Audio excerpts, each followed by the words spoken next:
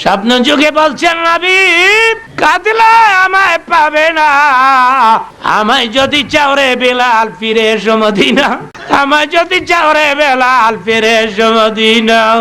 বেলাল রে, আমার রওজার কিনারে আমি আবু বকরকে দেখি, ওমরকে দেখি, ওসমান গনিকে দেখি, এরা রওজার কিনারে দাঁড়ায় আমার সালাম দেয়। বহুদিন হয় রে আমি তোর আজান শুনি না।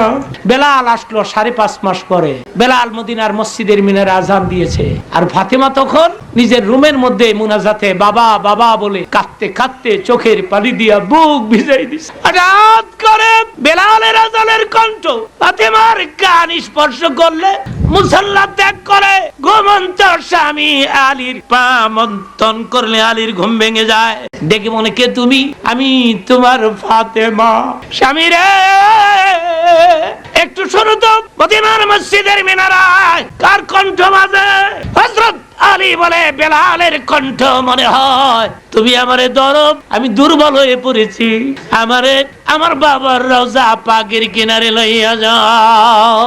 হযরত আলী বলে, কি হয়েছে আপনার? আপনি পাগল হয়ে গেলেন? হযরত ফাতেমা বলেন, আমার বাবার ইন্তেকালের পরে তোমরা না কত খুঁজেছে, বেলালকে পাও নাই। 5.5 মাস পরে বেলাল আসছে, আমার মন কই বেলালের সাথে আমার এতিম বাবাও আসে। আমার বাবা, কিন্তু এটা ছিল ফাতেমার একটা কল্পনা মাত্র, আর কিছু নয়। হযরত আলী বলে, ফাতেমা নিজেকে কন্ট্রোল করুন। হযরত আলী বলে, ফাতেমা বেলালের কণ্ঠ, আমি যাবো আর আসবো। হযরত আলী গিয়ে দেখে বেলাল আজান দিয়া নবী পাকের রওজার কিনারে দাঁড়ায় মুনাজাতে কান দেয় আর বলে, কি গো নবীজি, স্বপ্নে আমারে ডাক দিলেন, আপনি আমার আজান শুনবেন, আমি আজান দিলাম, কিন্তু আপনি তো ইমামতি করার জন্য আসলেন না। নবী গো, আমাকে কেন ডেকেছেন স্বপ্নে? আমাকে বিদায় দেন, আমি মদিনায় থাকবো না।